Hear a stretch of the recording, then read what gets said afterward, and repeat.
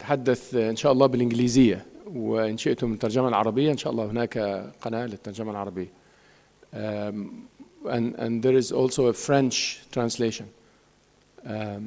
Please, if you would like to have a translation from the back, please. Welcome to the launch of CILEcenter.org.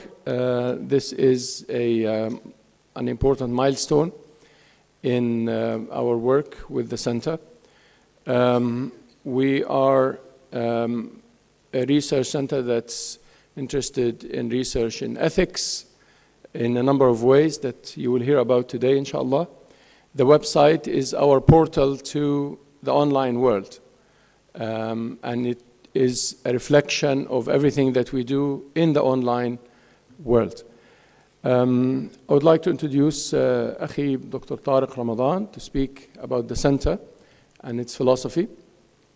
And then I will speak a little bit about the website itself and how can you participate in the website, whether you are part of this audience or you are online. We welcome our online webcast visitors as well. And then we will go for the questions and answers on the presentations and the website. So, Dr. Tariq Ramadan.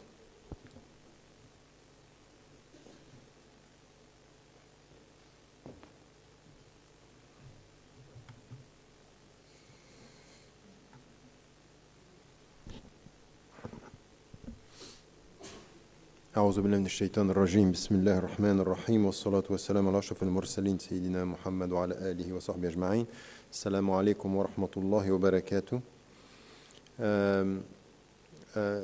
Yes, it's a quite important moment for us, launching the website, and you will understand through my presentation, inshallah, how much it's important for us, what we are trying to do through the center, but also with Dr. Jasser presentation and explanation of how our website is going to work and in which way it's the way we want it to be. It's very interactive. You will understand how and why it's so important for us.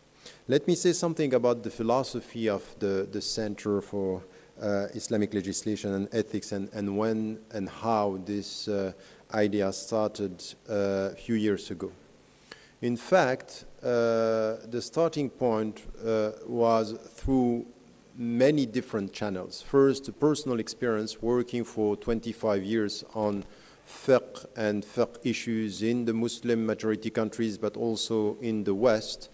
I was reaching a limit, saying my focus on law, on fiqh, on Islamic law and jurisprudence, and this is the way I would translate fiqh in that very specific area, made me feel that I was reaching a limit, that we have to question beyond the way we deal with the rules, the way we deal with the understanding of the reasons behind the rules, the context within which we have to implement the rules, and the objectives. So, and my main point was really to question the methodology. And in fact, inductively, it came from what I was experiencing with scholars, ulama, and fuqaha, when very often with dealing with the context, they were referring to new fatwa, and this is the real dynamic that we have, and no one can deny the fact that there is a dynamic that is promoted by the scholars. They come and they produce and they propose new legal opinions and legal vision about the context. But very often they were dealing with, okay, we are in a state where there is darura, it's imperative, so we deal with the context, we have no choice, so we need to find the right rule for that, and there is a necessity, haja, so we come with this, and very often we produce new legal opinions and legal perspectives, but based on the fact that the context is imposed onto us and we have to deal with it without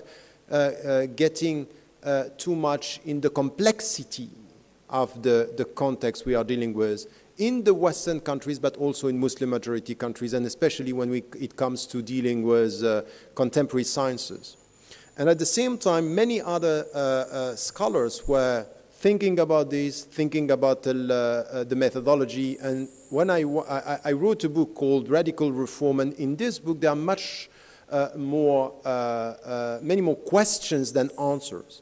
And dealing with other scholars and thinking that the Madrasat al-Maqasid, the school of the objectives, is part of the answer, but mainly what we have to question is the methodology. We met with scholars, and this is where with Dr. Jasser and his own work, because he has been involved in all this field, and with a center that he had in the UK, with the books that he wrote, the link between thinking about the methodology, addressing new questions, and trying to deal with the contemporary challenges made it important for us to create the center, to think about the substance of the center, which is based on thinking about the methodology and also taking into account the objectives. Having said that, now,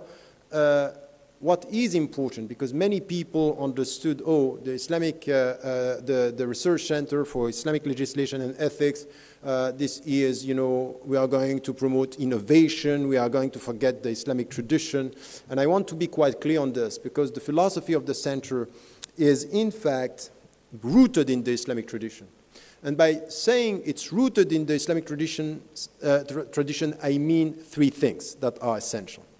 The first one, and this is clear in all what we are doing, is to take the texts seriously. Meaning our references when it comes to Islamic legislation and ethics, it's Al-Quran wa Sunnah. So we mean by this that we deal with verses, we deal with ahadith, we deal with references that are clear. Now, the fact that we are relying on the scriptural sources, it's essential. It means at the same time that even among scholars, even among the way we deal with texts, there is a room for interpretation when we deal with the texts. And for example, to take the texts seriously is to make the difference between al-thawabit, the things that are not going to change, wal-mutaghayyirat, the things that are going to change, and the text itself and the prophetic traditions themselves are telling us that we have to deal with the text in a wide and within a wide range of interpretations and methodology when it comes to the text. So to take the text seriously is something which is the starting point of the center. There is no way for us to say, okay, it's a modern, you know, a new thing, and it's also only about the context. No, it's the texts are essential for us, and this is why it's rooted in the Islamic tradition. Saying it's rooted in the Islamic tradition, it also means that we are dealing with a legacy. We are not coming as if, you know, we read the text as if no one before us did it, and we are not respecting a turath and a tradition, scholars through history, through centuries and dealing with specific contexts. They produce things that we take seriously as well. So to be rooted in the Islamic tradition is to come back to the sources. For example, if you read the Dr. Jasser's book and Radical Reform, you will see we come back to all the traditions, what was done by al-Shafi'i, Abu Hanifa, al-Shatibi, Abu Hamid al-Ghazali. These are scholars who gave us so much in terms of methodology, thinking about the text, and the wide range of interpretations. Because if someone is saying, I come back to the Islamic tradition, the starting point of coming back to the Islamic tradition is to avoid thinking about one only opinion. There are interpretations. So the Islamic tradition is open to many interpretations. This was known by the Islamic school of law, al-madhahib. This is known. We reach in history up to 30 schools of law in the Islamic tradition between the Sunni and the Shia. So when we take this seriously, it means that we take seriously the diversity of this within this legacy. The Islamic tradition is based on many different interpretations with one condition. To take the text seriously and not to make something halal haram and something haram halal. This is it. This is the point. So this is where you can understand the connection between the two dimensions.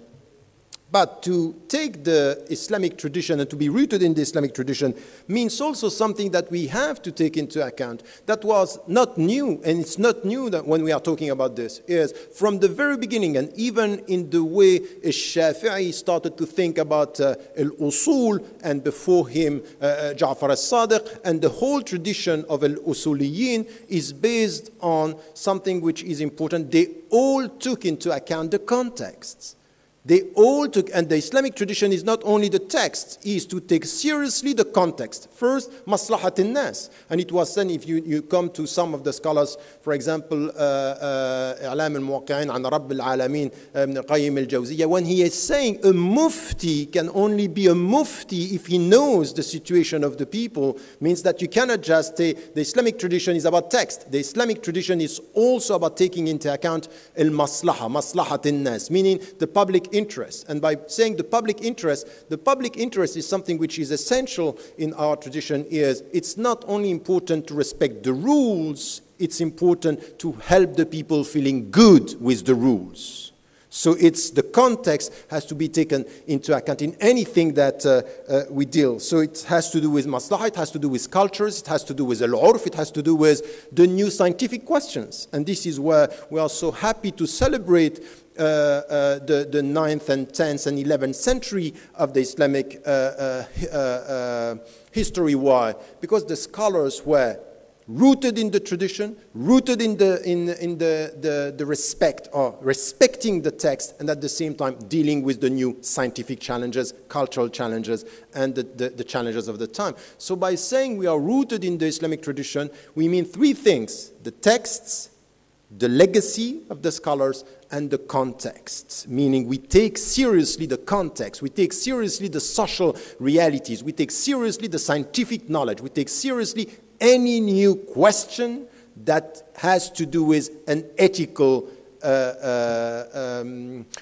necessity or an ethical interpretation or an ethical answer. Now, this is something which it's essential for us. It's the very philosophy of the center. Now, what do we mean by ethics? And this is something, once again, we chose in Arabic al-akhlaq, and al-akhlaq in Arabic is not exactly what ethics means in English or in French or in the languages and the European languages that we have.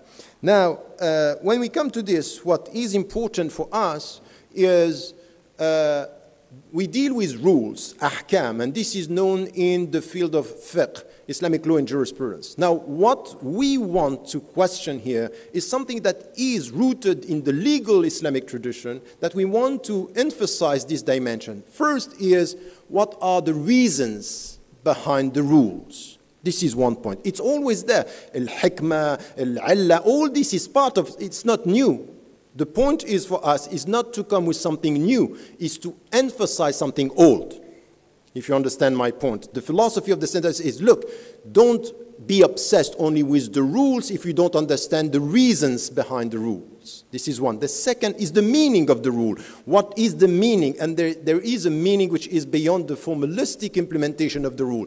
And the third is the objectives. So when you come to reasons, think about objectives and understand the meaning, there is something here which is what we can call from the Islamic perspective or from a philosophical perspective, but also a legal perspective, which is a philosophy of law, because the point is the philosophy of law is an applied Islamic ethics. So our understanding is how, in the contemporary, facing the contemporary challenges, we respect the rules, but we come with a philosophy of law that is based on what are the reasons, what is the meaning, and what are the objectives.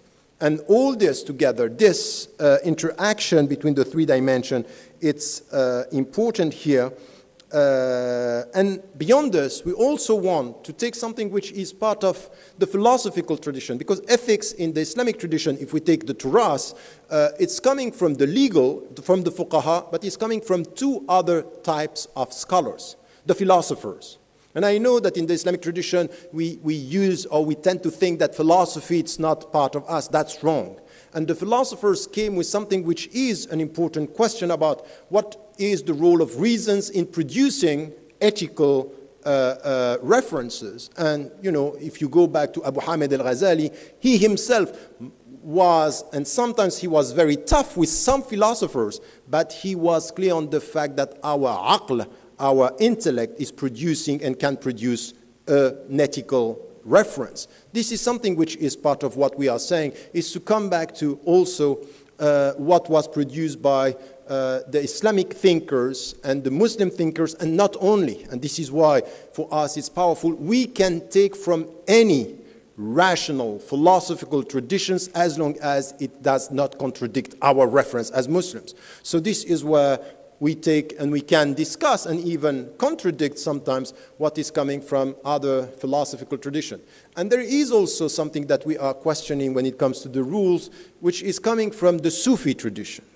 And in fact, the people who were very much focusing on al-akhlaq as good behavior were very much coming from the spiritual tradition of Islam. Why? Because they are saying, be careful. It's all good to respect the laws and the legal framework. It's much more important to understand the relationship between the rules and your purification, your heart. If the rules are here, is to direct your mind, never to forget your heart.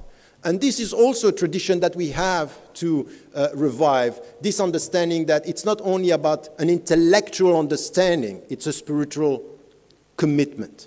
So ethics is about all this. It's good behavior, it's spiritual commitment, and is implementing the law. And we want the center also to reconcile. In fact, if I had to translate and to use a word that could summarize my understanding of what the center is all about, is reconciliation. And reconciliation means also a very deep reform in the way we deal with the law, in the way we deal with spirituality. I don't like, and I think that we agree on this, that this spirituality which is you are with God far from life, that's not wrong. You are with God in the middle of your life, in everyday life, in the way you deal with your ethical understanding of you know, the good behavior and respecting the people.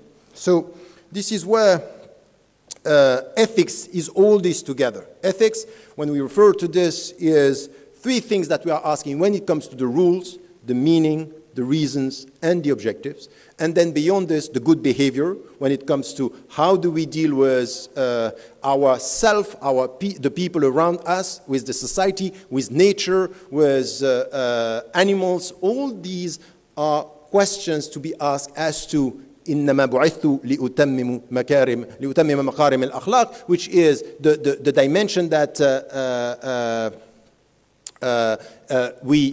we are completing something which was before us, but the Prophet ﷺ came to complete this understanding of the good behavior when it comes to our life. So this is something which in our understanding it's important. The point that I wanted to add here is the way we are going to do this and the way we want to translate this in within the center.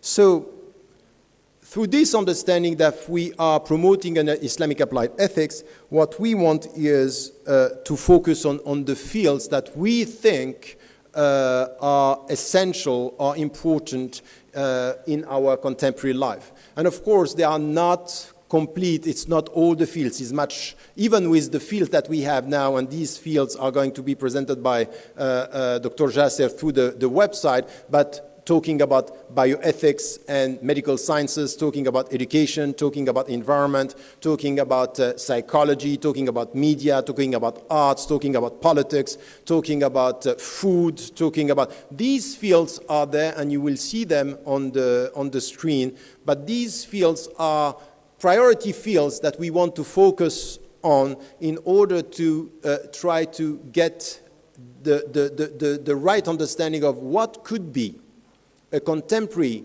Islamic applied ethics in these specific fields. And this is where we want to have a wide range of scholars and researchers in these fields. Now, These are the fields where we want to produce this contemporary Islamic ethics and to think about it, to come back to, once again, the text, to use what was produced by the scholars in the past and in the present, and at the same time to look at what is produced by people who might not be Muslims, but they are very, very accurate in the way they are proposing an ethical framework. And sometimes we find that in many fields, what is produced by people of other traditions, not Muslims, people, Christians and Jews and Buddhists and atheists even, sometimes on an ethical ground is much more sophisticated than what we think about. Not because we are not equipped, but the way we translate this into the ethical framework, into the ethical understanding and the ethical translation of what the rules are supposed to give us as an ethical teaching, it's not always done. So we gave lectures about Rabt, which is the link between the Islamic legislation and the ethical reference that we have to produce. So these are the fields. Now, what we want to do and the way we are going to work in concrete terms is we are trying to target three audiences. So the first is very much about the scholars, the ulama. And the position here, and this could be disputed, this could be a question, is to say the ulama, and you know how much the terminology, it's important. Sometimes we say the ulama are only the people who are dealing with the text, and the people who are dealing with the context are mutakhassisun, are khubara, they are specialists, is to put at the same level when it comes to ethics, when it comes to the meaning, the scholars of the text and the scholars of the context, ulama al-nusus wa ulama al-waqa, and to try to gather as much as possible and to get as much as possible out of them. So here we want to work at a very specific level with people who are specialized when they are dealing with the text or when they are dealing with a specific issue. So in this, it's, for example, to have seminars, and we will have 4 seminars per year. We are starting now with 3, and then we will try to get 4 per year. And these seminars are scholars who are coming and dealing with 2 questions and working in closed doors. This is not going to be advertised. We want them to focus on 2 questions, and 2 contemporary and sensitive questions in one field. For example, next January, inshallah, we'll have the first seminar on bioethics. And we have 2 questions. And we have scholars coming from the text. All the scholars of the text are, of course, Muslims. But the scholars of the context might be very much specialized and not Muslim. So we'll have not Muslims, people who are not Muslims, coming with their understanding of what could be, for example, because there is a theory of the principles in bioethics today and a secular approach. We want to discuss this, what the Muslim scholars could say about this and in which way this is universal or not. So 8 scholars coming together in a very specialized way, dealing with very specific questions in closed doors, and this is one level. So we want them at that level to work together. And what is new in this? What is new in this for us is to try, it's a start, we'll see if we can produce something new, is to question the methodology. And the methodology is not to have scholars of the text working together and working on a report that they are reading and their answers is to be challenged by people who are specialized in that field, in a session, together, to be questioned and to see the complexity. And sometimes the way you listen to people specialized in their field makes you change the way you read the texts and understand the complexity of the issue. So we want to try to push this because the situation is very complex today, and in many fields we are not working at the level of complexity. The only field today where I see the Muslim scholars dealing with the complexity of the issues is the medical sciences. Because they are dealing with medical doctors, and the medical doctors, they know what the scholars don't know. So they can challenge them in the perception. So this is the methodology that we are trying to promote. And this will be the first. So we will have 4 seminars like this. And then what we want to do out of this is to take the papers, they are preparing papers, discussing the papers, and then we will publish this as part of the philosophy of the center. Very specialized papers on specific issues. So this is the first level. Now, it's not the only thing that we want to do. The second audience that we want to target are the students and the researchers. We want them to be involved, and in the fields, and this is where you will see in the website that we will have forum where we want researchers and specialized researchers dealing with one of the 11 fields. So this is where we want people to write papers, to ask questions, to deal with the issue in a way where students and lecturers and professors are dealing with the issue at the level which is not at the level of the scholars that are producing, vision and opinion, but deep to deal in a very specific way and in-depth understanding of what are the contemporary issues. So we want this to be where the students are going to be involved. So this is why the website is very important for us, because we need the students, the researchers to be involved in the discussion, specialized discussion. And as I said, with the seminars, we will publish books and booklets and papers, and we want to publish as much as we can and to push the students to be part of the discussion. And students who are not only ulama or fuqaha or people who are dealing with the text, but in all the fields that we are mentioning here. And, by traveling around the world, I see so many competences, so many Muslims, men and women, who are specialized, but they just think in their field and not connected with the ethical ground and in which way this can be used in our tradition. So this is what we want to do. And we also want to reach out, and this is why, for example, every year we'll have, as we will have, inshallah, in March in Qatar, we'll have an international conference where we are dealing with issues, but not in a very specialized way, but in an open way. In fact, what is important for us is not only to get answers, is to get the right questions.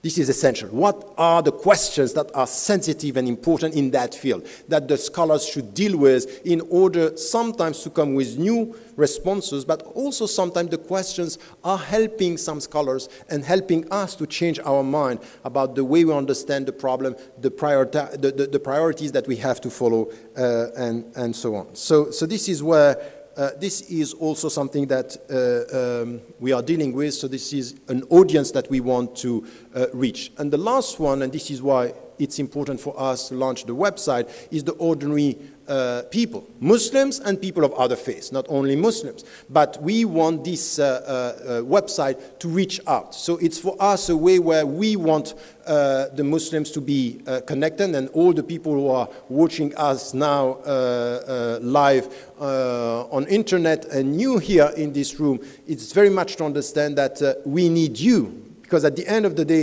it's not only that we are not only dealing with the ulama and the fuqaha, we are not only dealing with students, we are dealing with ordinary Muslims that are that have some questions and can think and work on these fields and ask the right questions and push us to come with questions and also to interact with us. So the website is the means through which we will try to reach ordinary Muslims. Why is it important? Because we have a problem of authority and knowledge. For example, myself, when I started writing Radical Reform and I was researching on medical sciences, when I saw what was done by the scholars in that field, I was just amazed to say, how come I was never taught about this? I was never in touch with all this. We have volumes, and what I heard from some of our colleagues who are working at Georgetown University on medical science, they say 60 volumes of fatwa produced by scholars dealing with medical doctors, and this we don't know. So the problem is that they are working, but they are not reaching out. And it's as if, for example, in the West, we have a fiqh council. The great majority of what they are doing in Europe is in Arabic. So there is a problem of translation, transmission, reaching out. So the center, one of its priorities is just to make it possible for us to reach out to people. And all what is done in the fields to be able to make it accessible for our friends and our the people who are working with us. And this is where the website, once again, it's important.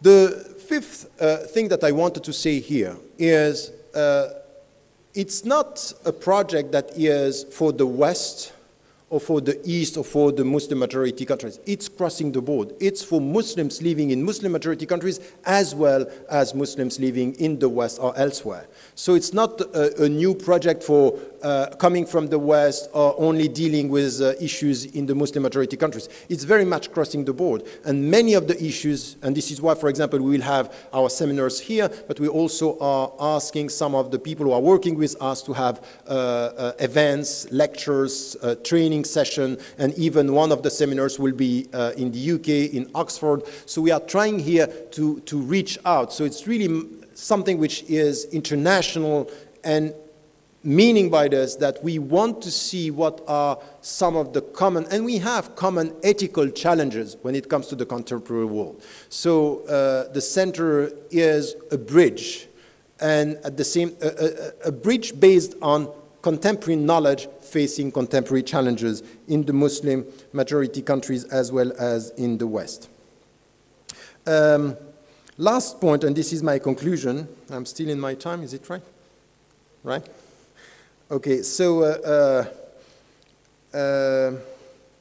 yes, the thing that it's important just for us is to understand this philosophy, the philosophy of the center.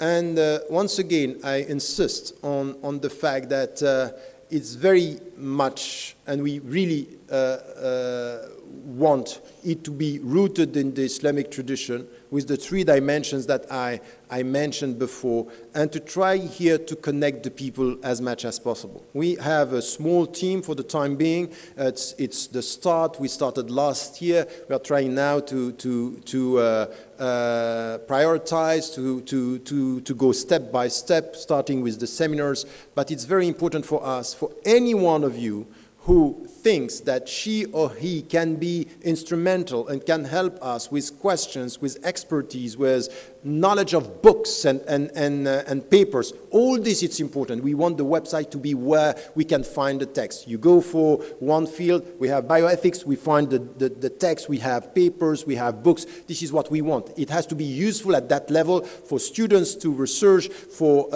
thinkers to use this, and for ulama also to produce new things. This is what we want from the people who are listening to us and from you who are here today.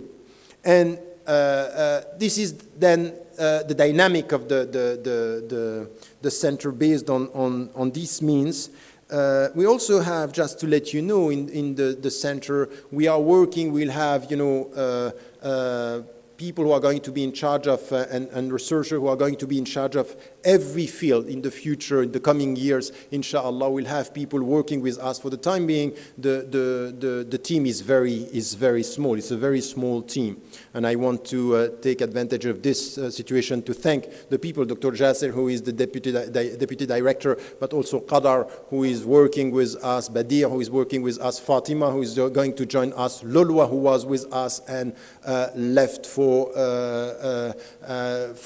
other perspectives. And also we'll have, inshallah, another brother, Shauki, who will come to join us. So we'll have still a small team. And in the future, what we want is to have someone, a researcher, who is going to be in charge of every field, to make it and to try to reach the highest level of expertise in every field, and then to reach out through the center. We also have a steering committee, and the people in the steering committee, almost 10 people, are in different countries, from Asia to Africa to the European countries, and they are writing papers, they are also organizing events, and we want this to be also the way we are present everywhere. It's not only us, it's not only the team. We have a steering committee helping us to get the vision, helping us to think about the priorities, being critical towards what we are doing. This is also what we need. So anything that you see here that it's not the right way or you think it might be improved, let us know. The critical thinking is the essence of our work, the constructive critical thinking. Not to sit down and to say, forget about it, that's not the way to do it, because I'm used to this kind of negative critical thinking. But the positive one is, and the constructive one is, just to help us to improve what we are trying to do. And we are doing it with deep humility, but we understand that the center has ambitions. So humility and ambition is the way I think as Muslims relying on Allah, natawakkalu ala Allah, the way we rely on Allah is to be humble when it comes to what we can do, ambitious when it comes to what we want to achieve, inshallah. Wassalamu alaikum wa rahmatullahi wa barakatuh. Wallahu a'lam wa a'la wa ahkam.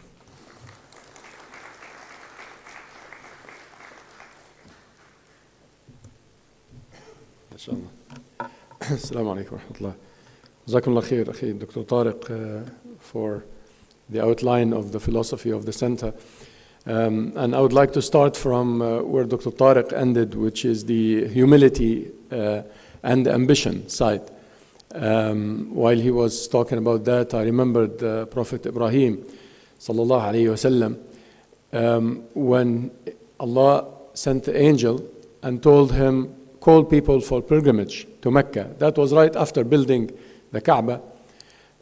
So he said to the angel, how can I call people to pilgrimage, and I am only here with my son? So it was only him and his son and the desert. He told him, عليك النداء وعلينا البلاغ. You call and we will make your word reach out. Prophet Ibrahim did the adhan, or the call for pilgrimage.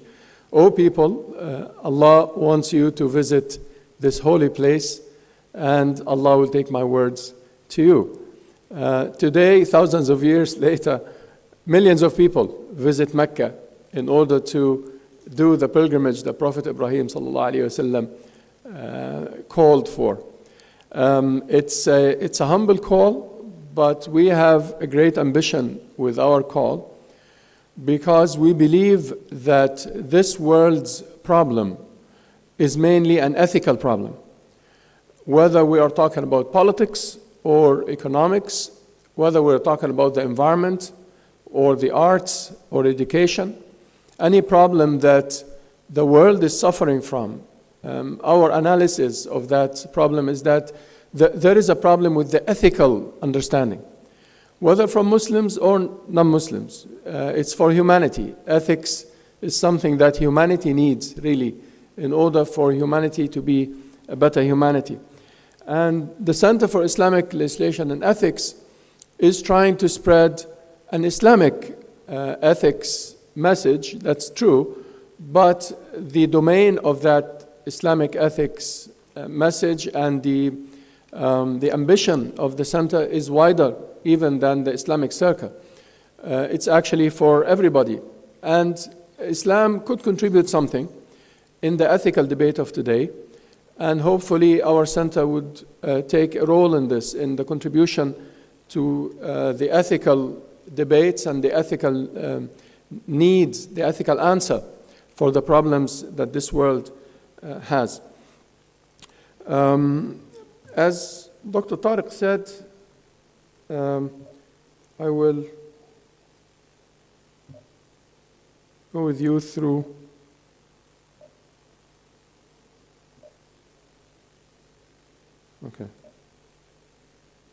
Yes. So this is the launch of our center now on the internet. As Dr. Tariq said, this is our first year, so we are still building our team and building our content and building our research. Yet this is the window that we have to the world for our research. If you navigate through this website, whoever you are, you will find yourself contributing, inshallah, to this mission of the center. Whether you are a scholar, as Dr. Tariq said, the three levels, the scholars, the practitioners, the professionals, and the general public who's interested in ethics. If you are a scholar, or if you are a professional / practitioner, or you are a person who's interested in ethics, somehow related to your life, one way or the other, your job and your life in general, you will find, inshallah, something on this website to learn from and also to contribute, inshallah. I will start with these areas of research. These are the 10 areas plus methodology that we decided to embark on in our work as a center. Economics, environment, medicine, bioethics, arts, gender studies, education, politics, food, psychology, and media.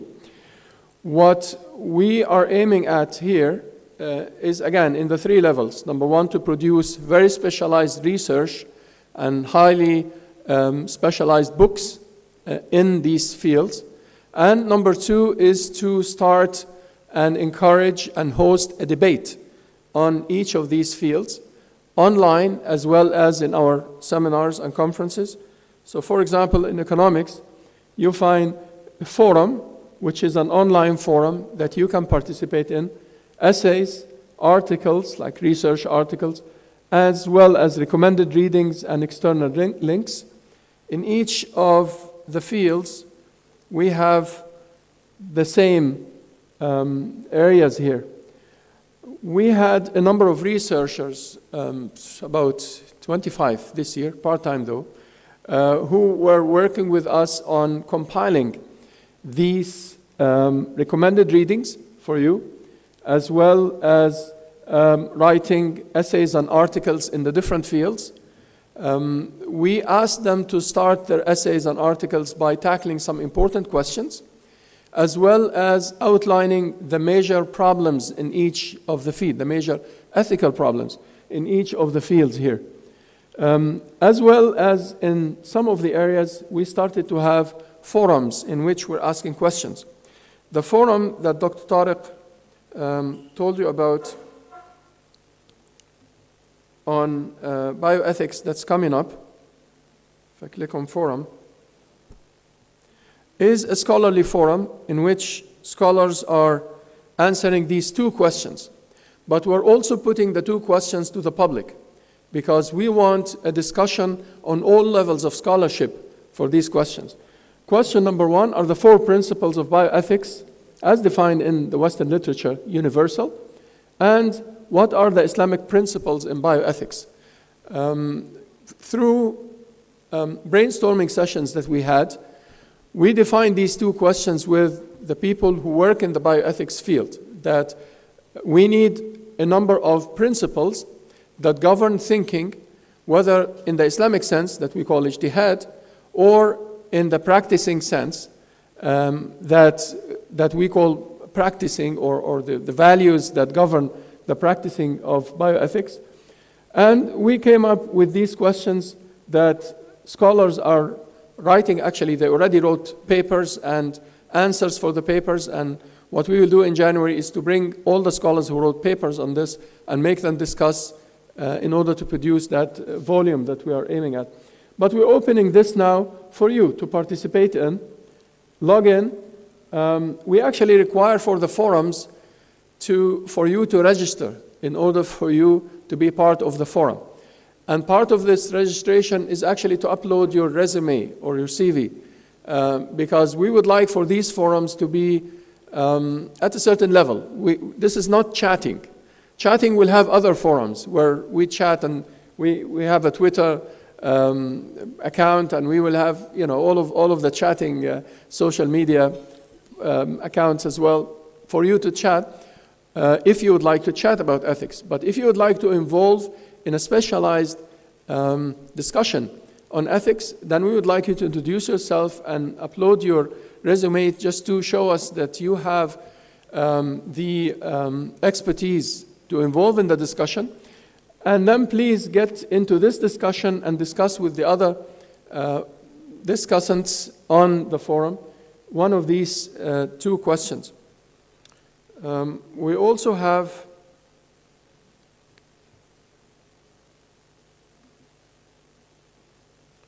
the arts forum actually also starting. And we have the two questions that will be asked in the seminar that we are organizing in Oxford University that Dr. Tariq talked about in April 2013. And these are the two questions that we decided. And now scholars are starting to write on this, and we would like for you as well to participate in this debate so that we can hold the discussions in a better way. What are the ethical limits on arts? And the other question, what is Islamic arts and what make arts Islamic? We work in methodology. So far, researchers in the center, as well as Dr. Tariq and myself, we work more or less in the methodology fields. But we leave it up to the specialized people in each of the disciplines to tell us what are the critical questions that have to be asked from an ethical perspective in these fields. And people who are specialized in arts suggested these two questions after a number of brainstorming sessions. What are the ethical limits on arts?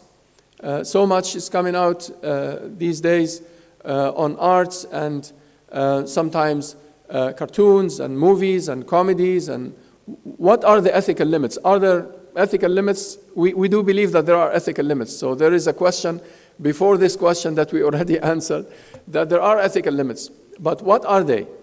So that's number one. And the other very important question, we talk about Islamic economics and Islamic politics now and Islamic art, but we need to define what is it? What is Islamic art? What do we mean by that?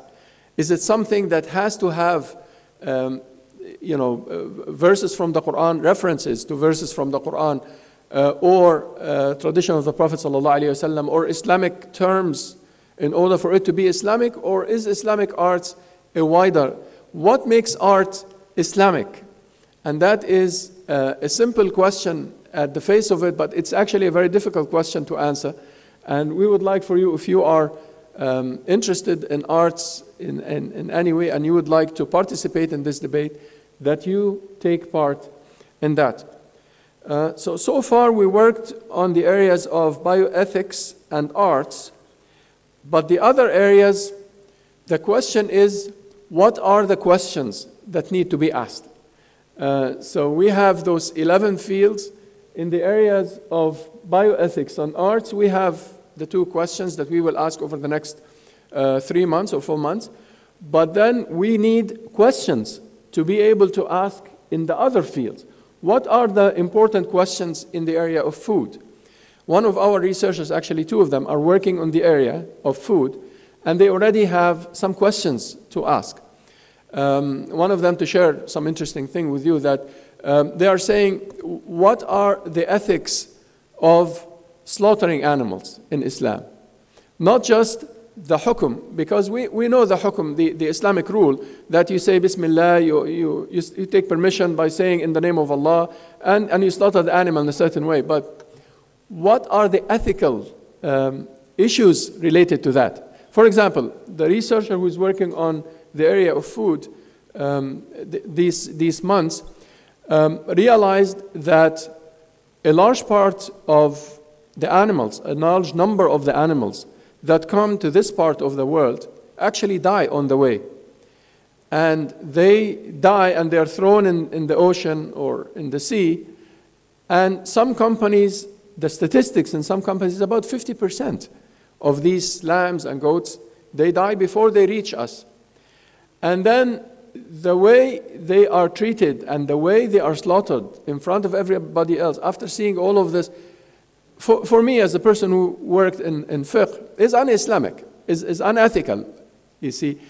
But we need to research this more. We need to tackle the issue not just in terms of the ta'budiyat, not just in terms of the acts of worship, which is that you say Bismillah and you slaughter the animal in a certain way, but also the ethics, which is Islamic, pretty much the core of what Islam is about when you deal with animals. And when you deal with the question of consumption, and when you deal with the question of pollution, and so many questions and so many problems that we have in this world that are ethical problems. And we would like to tackle that, and we would like to contribute to the debate out there on these things from an Islamic point of view. The issues of gender studies, we did not call it women in Islam as it is normally, because we understand that not just the problems in the Islamic life is not just in women in Islam, but also men in Islam. And actually men in Islam even more than women in Islam, and call us feminists if you wish. But basically we would like to discuss the issues of gender studies, the issues of men and women in Islam, being men and women. And what are these issues? We have a forum here. If you have questions, if you go to any of these forums, ask the questions, and then we will start, inshallah, to direct our researchers and direct our attention as a center to these. One important area of research is methodology, or manhajiyya in Arabic, which is the area of the philosophy of the center. How can we link Islamic legislation and Islamic ethics? So far, Islamic ethics is what we call in ethics, virtue ethics. Courage and generosity and al-fada'il, in Arabic, just virtues. And Islamic legislation is pretty much a very systematic and rigid linguistic evidence, dilalat al-lafziyya and all of that. How can we link the linguistic evidence or dilalat al-lafziyya with dilalat al-akhlaqiyya, the moral evidence? This is a very important area that we are trying to work on as well, in order to bring ethics back to Islamic legislation and bring Islamic legislation back to ethics, really. And this is one of the things. If you click on resources, we have a number of essays so far, articles. We haven't produced any books yet, so you will see that CILE Books is under construction. And we haven't produced newsletters yet. Wait for these. Give us your email, inshallah, and wait for the newsletter. And surveys and polls and so forth. If you click on the media center, we already have a few videos starting to come up, and we already have a YouTube channel in which we are putting videos for you that are relevant to our center and to the ethical debate in general. This is a video on the launch of the center, and these are some of the lectures that we started already. We have a series of lectures, a monthly lecture series in Center of Islamic Legislation and Ethics. So far, 3 of them that we delivered here in Education City, and we will, inshallah, monthly deliver more. So we're starting to put our videos here on the media center. And forgot to mention in the beginning that actually this website is in 3 languages. It's in Arabic, English, and French. They are not identical sites because some of the material, some of the videos, for example, is only in Arabic and we haven't translated it yet. And if it is translated, you will find it in both sites. But otherwise, you will find it in the site of the center. So this is the Arabic website, Al-Manshurat wal-Fa'aliyat wal-Muntadayat, and some of the questions here as well. ما هو الفن الإسلامي وهكذا. And we have also the website en français, and you will find some of the material that is only in French and some of the material that is in Arabic, English, and French. So far, what we produced as a center, Dr. Tariq referred to our steering committee researchers and the articles they write. These articles are produced in the 3 languages, and you will find this here. So what we produce as a center, we produce in the 3 languages, but what we refer to is not always in the 3 languages. So this is what we have here on the French website. Again, if you click on any of these fields, then you will go to the different forums, the upcoming events. We have a calendar here, and We have our Twitter account. Please join us and how do you call it in the Twitter language? Follow us on that Twitter.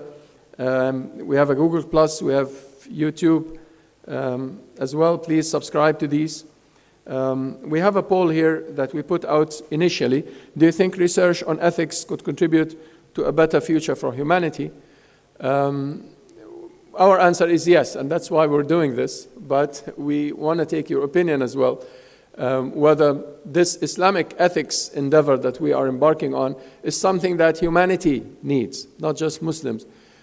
We believe that this is something that is quite important in today's world, and I'll end with the remark that I started with, that this could be a humble call, and we are trying to build our work gradually, but we have an ambition to contribute to every problem that we have as humanity. Our problems are becoming too many and too severe, too much corruption in politics, too much unethical economics, too much everything. I don't want to count all the fields and then give a kind of a negative view of the world. But yeah, we do have problems, ethical problems in each of these areas of research that we chose, and we would like to define not just what is Islamic politics and Islamic art and Islamic education and Islamic media and so forth, but also what is ethics in each of these fields. If you are in any of these levels that Dr. Tariq mentioned, whether you are a general practitioner, professional who is interested in ethics, or you are a scholar or researcher or a student, please join our endeavor, be part of this through our forums and online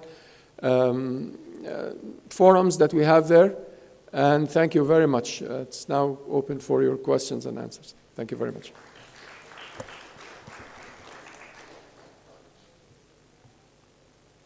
Yeah, please. Microphones.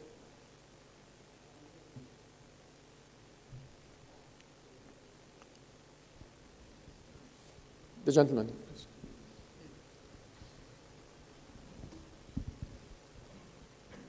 Assalamu alaikum. Wa alaikum assalam wa rahmatullah.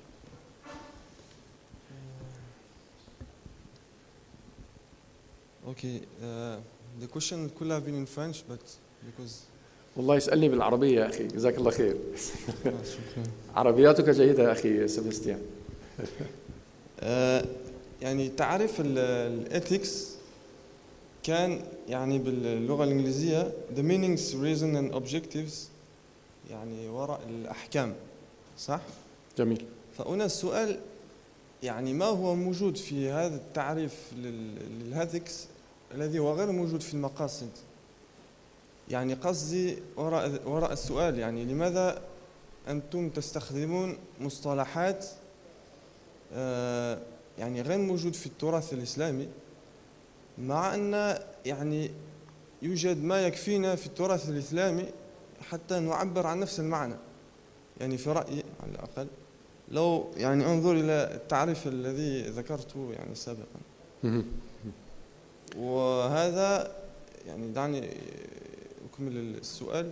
أنا بعض الناس يعني في عند المسلمين أحيانا يتوقفون عند العناوين، فلو تريد أن تجمع الكل وتأتي بمصطلحات يجعل المبادرة عند بعض الناس كأنها يعني تقليل للغرب وما يشابه ذلك. فالسؤال يعني في هذا السياق. جزاك الله خير. بارك الله فيك. This is a very interesting question that coming from one of our European colleagues saying, why do you choose the word ethics and not the Arabic words that we have in our Islamic history, which is al-maqasid or al-fiqh or al-hikmah or the purposes of the Islamic law or the understanding of jurisprudence. Why don't we use the word jurisprudence?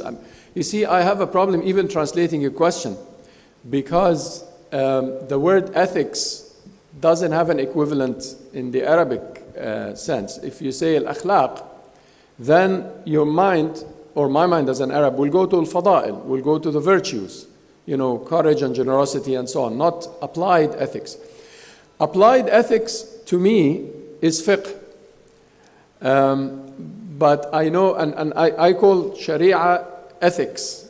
And fiqh, of course, is the human understanding of the Sharia. But if you say that this is darasat fi Sharia, if we are doing research in Sharia, it will be very difficult to get the message across that we are actually working with ethics. And that is why we called it at-tashri' wal-akhlaq. Like we are working with Sharia and akhlaq, both of which would make the word ethics, really. But ethics, akhi, is not just a Western concept, because now akhlaq al-mihna, or the ethics, the professional ethics, is something that everybody is looking for. And this has a lot to do with fiqh as well, but not in the traditional sense. In the traditional sense, when people talked about fiqh, they talked about courts, really, and everything that has to do with it, or the fiqh of the acts of worship, you know, how to pray and how to fast. But the fiqh of today, and Dr. Tariq gave an example of bioethics, is a fiqh that shall and ought to be applied to the real world. If you want to apply to the real world, and I'm speaking English, I have to call it ethics. If I speak Arabic, I will call it fiqh. I will not even call it maqasid. Maqasid is the higher understanding of fiqh, the purposes, the philosophy of fiqh. But fiqh is supposed to be about these things. This is fiqh in the modern sense. And if the fuqaha in the old times had divided the chapters into al-buyu' wal-qada' wal-jihad, you know, they divided the chapters into judgeship and jihad, armed struggle, in that particular terminology, and qada', judgeship, armed struggle, buyu', trade, tahara, cleanliness, and so forth. This is the old chapters, as you know, you studied fiqh. Today, the chapters of fiqh are divided differently. These are the chapters of fiqh today. They are economics and politics and education, and this is the real fiqh of today that we would like to tackle. So I hope this long answer answers some of the complexities of your question. Jazakallah khair. Any other comment, question, please?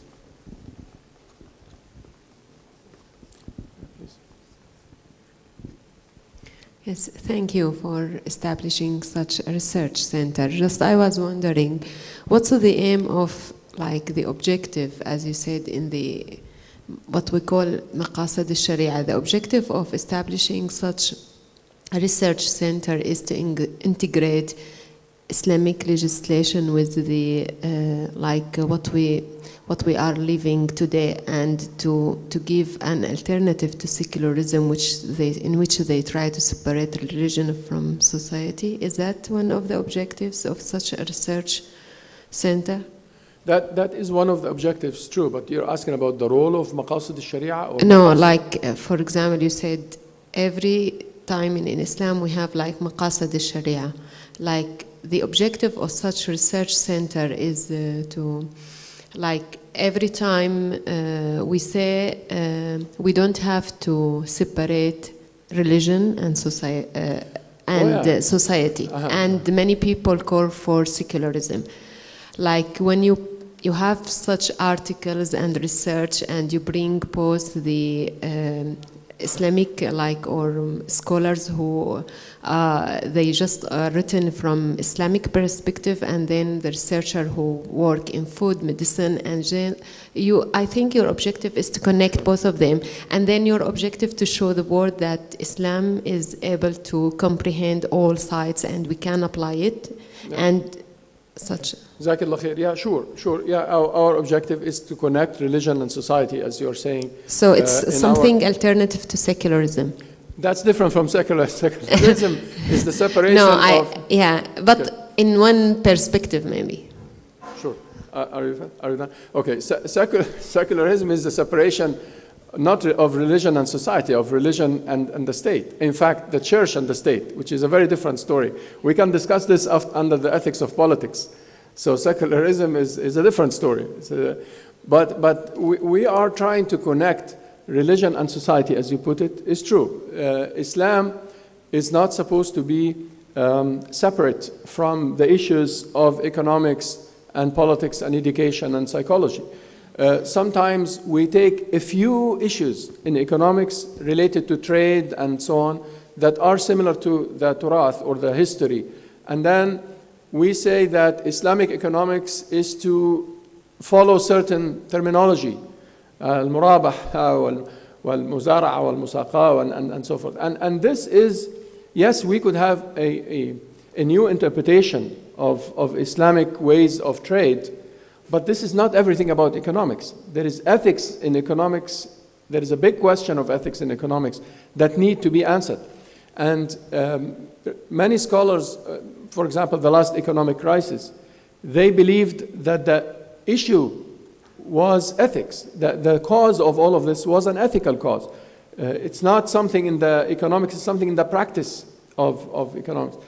And so forth with politics and all of that. The state is fine, but when the state becomes, as we see now in Syria or Israel, and these are states, but they are states that are unethical, as simple as that. And then if you bring ethics to politics, if you talk to these people, they will laugh at you if you tell them that ethics has something to do with politics, because they don't believe that ethics is linked to politics to start with. Politics is linked to means of violence in their perspective, or authority, or whatever they think. But in today's world, and especially with the changes that are happening, the Arab Spring, and the changes that are happening across the world, we think that ethics is necessary for the way forward. We really cannot imagine a new form of politics or a new form of economics or a new way of doing media or arts without ethics.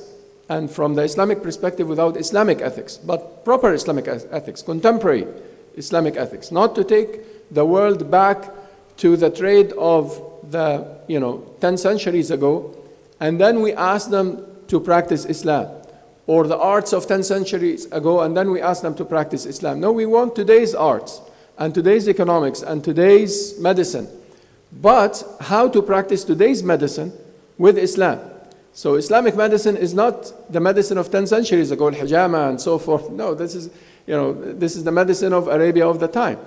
But the medicine today has many, many questions that need to be asked from an ethical perspective. So I hope I'm making the mission of the center clear, inshallah. Yeah, please. جزاكم الله ألف خير على هذه الصفحة وعلى هذه المحاضرة الرائعة. بارك الله فيكم. الله يبارك فيكم. سؤالين عندي، إيش الطرق اللي عندكم للوصول إلى الباحثين؟ هل هي عن طريق الفوريوم فقط أم هناك طرق أخرى للوصول إلى الباحثين؟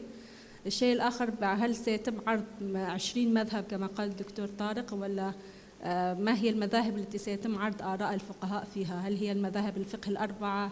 هل سيتم إدخال المذاهب الشيعية مع المذاهب السنية؟ ما هي طريقة العرض أو المذاهب التي سيتم تداولها في الصفحة؟ وشكرا. نعم جزاك الله خير. يعني تفهمين الإنجليزية أختي ولا؟ لا إنجليزيتي بيرفكت، بس استحيت أتكلم إنجليزي. طيب خلاص أتحدث الإنجليزية إن شاء الله. In the ways of dealing with researchers other than the forums is basically to involve yourself in our conferences and in our public lectures and public seminars. We are offering these lectures and conferences in the name of the center, but we participate in a number of other forums as well. We're participating, for example, in the upcoming UN Environmental COP conference coming up here in Doha with a booth and with a seminar on ethics and environment.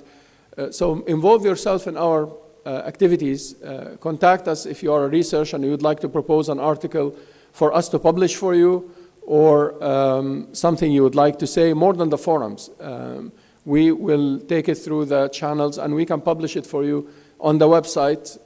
If it is something that we feel we need to transmit it on a wider scale, we will. So contact us, inshallah, and we will. In terms of the madhahib, well, I think that with all respect to the madhahib is a way of learning fiqh. but not to practice fiqh. I happen to attend a number of fiqh councils here and there, and I don't think that a faqih of today who is a proper faqih sticks to one madhab, except in a very few places where, everybody is doing something and the faqih is a local imam who's giving some fatwa. But if you're talking about that level of research, we're talking about fuqaha who went beyond the madhab, the historical madhab. I mean, the Hanafi and the Shafi'i and the Ja'fari and all of that. And they are able to do ijtihad, free ijtihad, ijtihad hur. And so far, the fuqaha who were involved in our seminars, and of course we will publish that. We don't want to announce them now, but we will publish, inshallah, and announce all their publications. We noticed in their papers that they don't stick to one madhab, even though they come from different backgrounds, Maliki and Shafi'i and Hanafi, but they don't stick to their Maliki madhab only. Because in a contemporary issue, once you start to deal with contemporary issues, it is very difficult to stick to a certain, I'll put it this way, historical tradition in the Islamic jurisprudence. Because the madhahib at the end are history. They are not today's fiqh. Today's fiqh is fiqh muqaran, more or less, something that is comparative jurisprudence. So no, we don't stick to any madhab and we don't belong to any of this. In our research, we are open to all opinions within the Islamic jurisprudence, inshallah. Yeah. Yes, تفضل.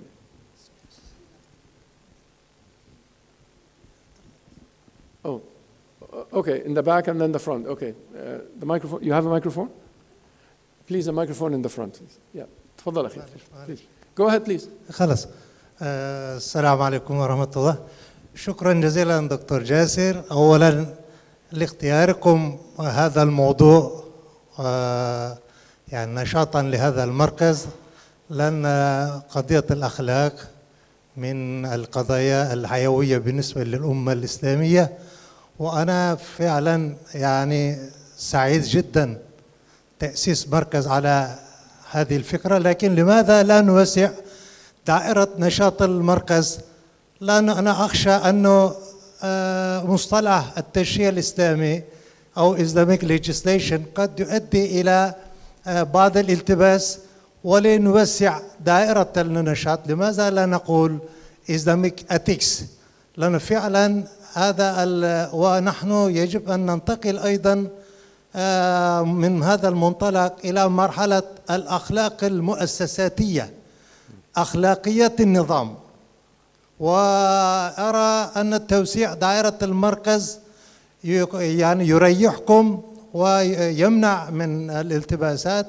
فأنا شخصيا مثلا من المهتمين بأخلاقية الإعلانات التجارية، فهذا المجال خربان مع الأسف الشديد في العالم بكل، وأخطر من المسلسلات في نظري. صحيح. ولذلك أرى أن يعني توسيع الدائرة والانتقال إلى الحلول المؤسساتية يكون يعني مركزا جذابا بالنسبة للعالم الإسلامي. وأنا أشكركم من زمان، أنا كان بودي أن أشكركم على هذه الأعمال الجبارة. بهذه المناسبة أقدم هذه الاقتراحات المتواضعة، وشكرا جزيلا.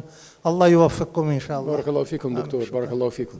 جزاك الله خير. And the question is about enlarging and widening the areas of research, and our dear professor is suggesting, for example, the ethics of advertising. That's an area of research that he thinks is an important area, affects millions of people. It's very true. It's very true that we need to widen that. So far, as Dr. Tariq said, we're a small team. As we grow, inshallah, we will widen our areas of ethics, and we will network with other people who are capable of these, inshallah, tackling other issues. Inshallah. Jazakallah khair, Dr. Barakallahu fikum. تفضل يا أخي. بسم الله الرحمن الرحيم.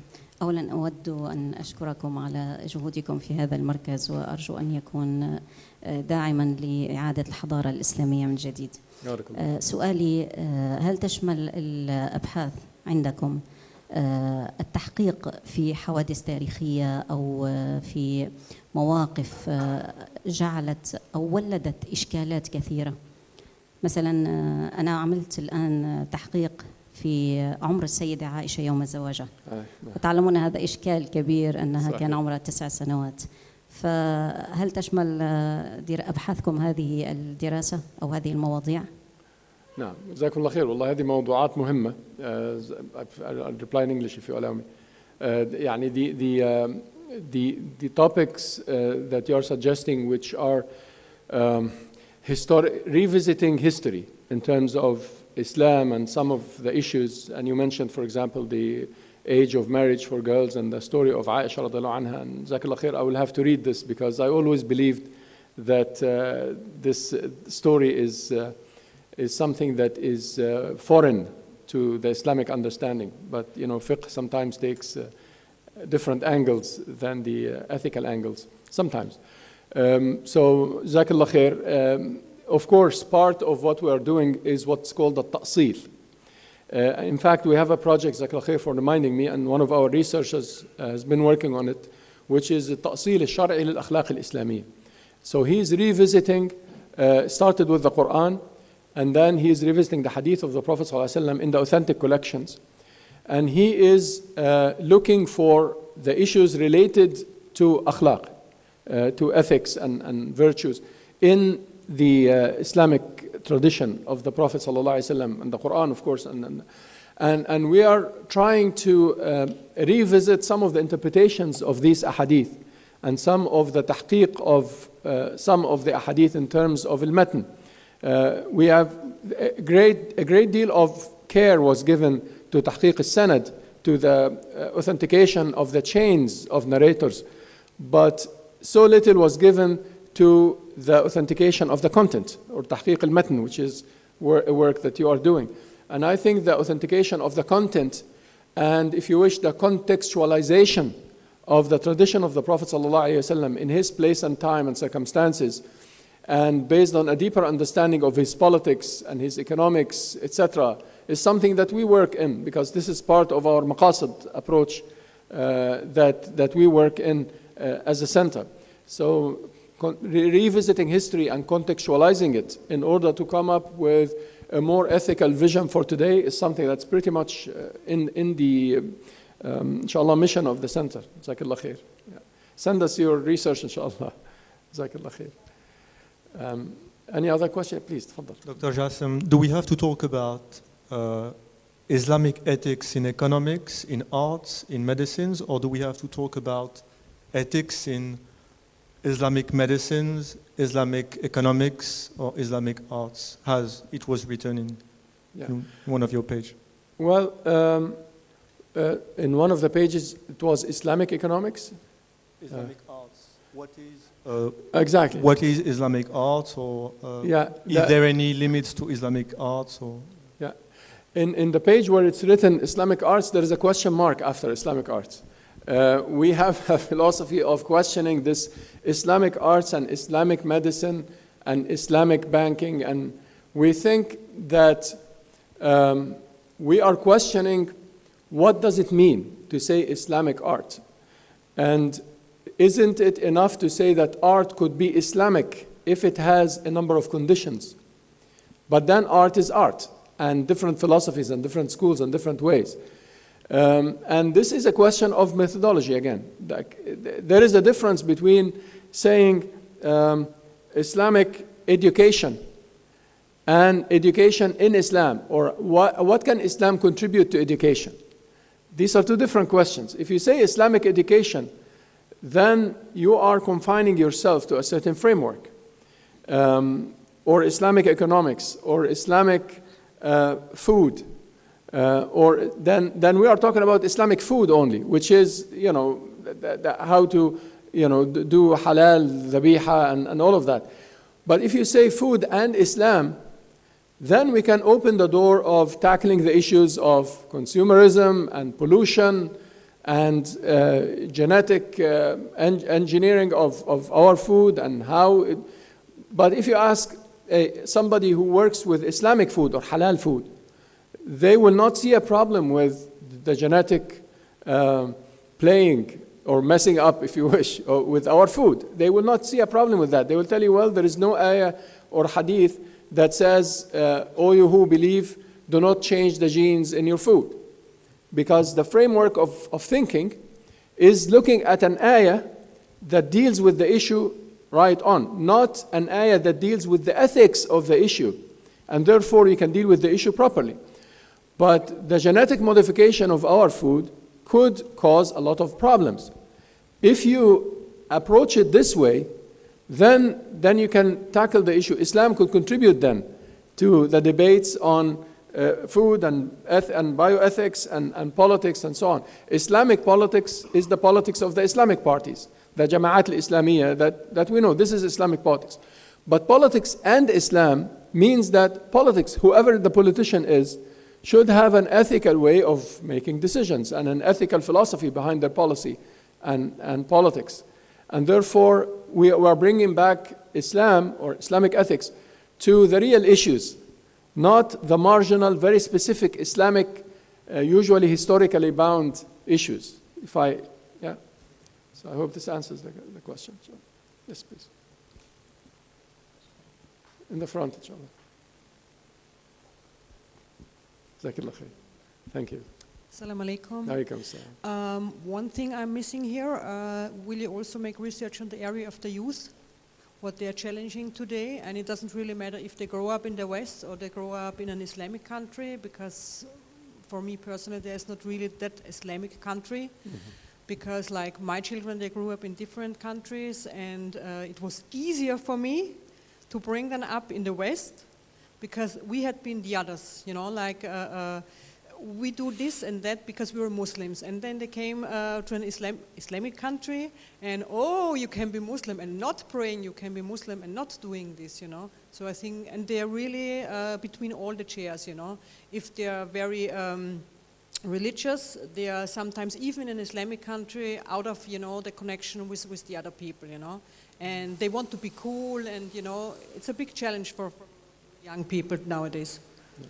Well, I agree with you that the challenge of the youth and challenge of education, this is part of our education proposal for research. But basically, the youth problems are major problems. And as you said, like whether you live in the West or the East or Islamic countries or Dar al-Islam or whatever you want to call it, then you could have also problems, even sometimes bigger problems. So this is, yes, it is something that we are concerned with. And Jazakallah khair, it has a lot to do with ethics, because oftentimes our youth think about Islam in terms of the acts of worship of Islam, to be like very specific things, not in terms of dealing ethically with the world. And therefore, you find a schism in the character between when they put the Islamic hat, they practice life in a certain way. And when they are out in the universal world, in the international world, especially if they are people who live in different countries and travel like that, they deal without their Islamic identity because they think that Islam has something to do with the mosque only or the Muslim community when we sit down and do all of the Islamic things. So, you know, they wear the hat literally and they put on this and they act Islamic. This schism and double life in a lot of our youth's lives is something that we need to tackle, because if they reach a balance in their character between the Islamic principles and contemporary life, so they live the contemporary life, they act with people, they deal, they learn, they trade, and so forth, but they also have their Islamic ethics as part of their life, then this would solve a lot of the problems. I agree with you. Jazakallah khair. Yes, تفضل دكتور.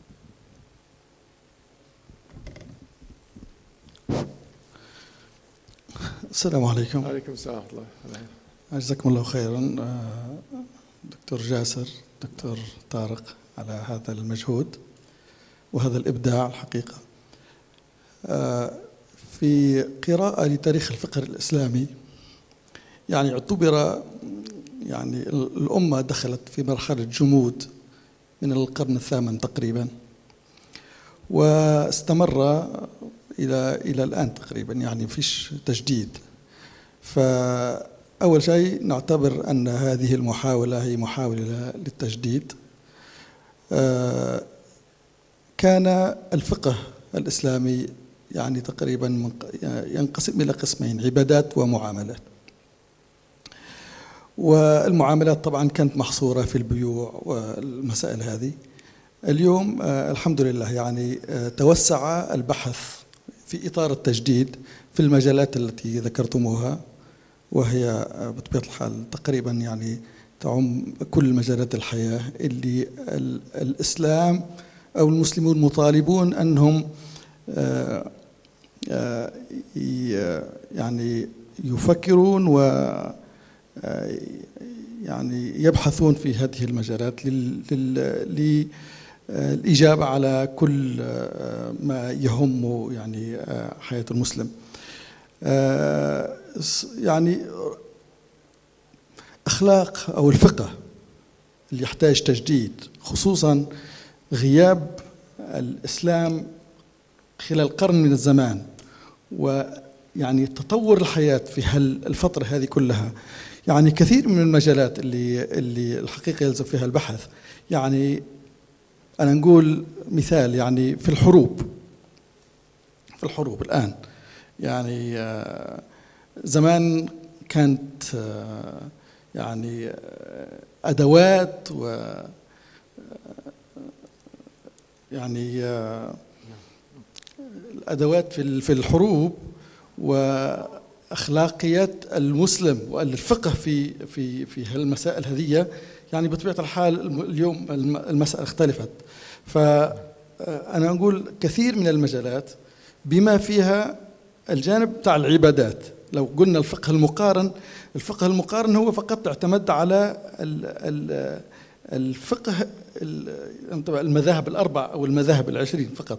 فهل التجديد سيشمل هذا، يعني هذه المجالات التي نعم.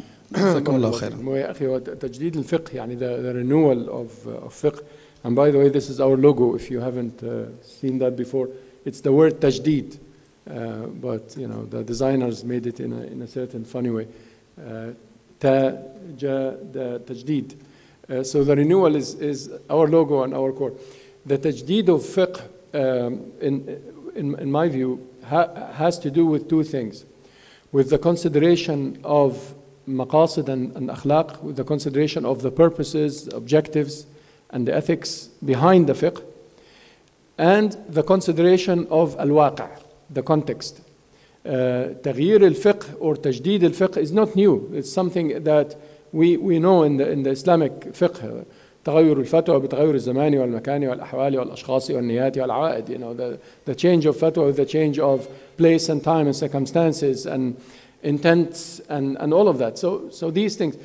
Now, the circumstances that the fuqaha talked about, Dr. Tariq mentioned Ibn al-Qayyim. Ibn al-Qayyim talked about what's called fiqh al-waqi'. The fiqh, the understanding of the reality of the people. This is how fiqh could do tajdeed. It's not in tajdeed al-Quran or tajdeed al-Sunnah. You know, we're not renewing the Quran or the Sunnah. The Sunnah is the Sunnah and the Quran is the Quran. But how to apply the Quran in today's context, as you mentioned some of the examples, how to apply it in the new context without trying to change the new context to become a historic context. And the historic context is gone, it's finished. But you have a reality now that is different. So the tajdeed has to do with the consideration of al-waqi'. And al-waqi' has to do with the consideration of al-maslaha. And al-maslaha, or the common good, has everything to do with al-akhlaq and al-maqasid, with the ethics and the purposes of the jurisprudence, the higher purposes. So that's how you can do tajdeed. Not just by doing fiqh al-muqaran. Fiqh al-muqaran, or the comparative jurisprudence, as he said, sticks only to comparing some of the schools. But here we're comparing everything, the contemporary opinions and the old opinions, the modernist opinions, and everybody who is trying to contribute something to this is part of our comparison when we approach, not in the comparative fiqh in the traditional sense. So, yeah. Okay, one final question. Doctor, once again. إن شاء الله لا تعتبروني ثرثارا، لأن بسبب حماستي شجاعتي أحب يعني أشارك في هذه الندوة. سؤالي هل المركز يستهدف خلق عالم أخلاقي؟ يعني نحن أمام عولمة وأصبح العالم قرية صغيرة، هل نحن نستهدف أيضا أخلاقا على مستوى العالم وبالمشاركة بالتعاون مع الحركات الأخلاقية أخرى خارج العالم الإسلامي، في العالم الثالث، في أمريكا اللاتينية، في أوروبا وأمريكا وما إلى ذلك؟ أرى أننا بحاجة إلى سيادة الأخلاق من منطلقات مختلفة. وهل من أهداف المركز كذا رؤية؟ No. The question is about our international dimension, and do we have an agenda for that? It's very true that we do have an international dimension. Dr. Tariq mentioned a number of our activities happen in other countries other than Qatar and the UK, where we have our offices in Paris. We have our office there as well. But we, so far in 2012, we held functions, seminars, lectures, and so forth, and discussions with Muslims and non-Muslims in some 15 different countries so far in 2012. So yes, we do have an international dimension, and we would like to get engaged in a new world, as you put it, a world that considers ethics as something considered very seriously. And I think Islam could contribute to that. Islam, or the Islamic thought, to be more specific, should contribute to the world thought on ethics. And we have a lot of common ground when it comes to ethics between us and many people from other faiths and so on, beyond the issue of interfaith dialogue and interfaith this and comparing the different scripts and different stories. Beyond that, we would like to cooperate with people of other faiths, any system of faith, on the issues of ethics. This is something that we have on our agenda, inshallah, we're working towards as well, inshallah. Jazakumullah khair. Thank you very much for coming and attending this launch at this time, and would like to thank our online visitors as well and online users. We're looking forward to basically partnership between us as a center and each of you on the areas of ethics. Please do contact us. Start with the forums and so on, and participate in our online forums, and contact us personally. We're here in the College of Islamic Studies. Our office is there. Please visit us. Feel free to contact us. If you have a project that you would like to cooperate with us on, please let us know. We're all open to building networks and partnerships with all of you. Thank you very much. Jazakumullah khair. Assalamu alaikum wa rahmatullahi wa barakatuh.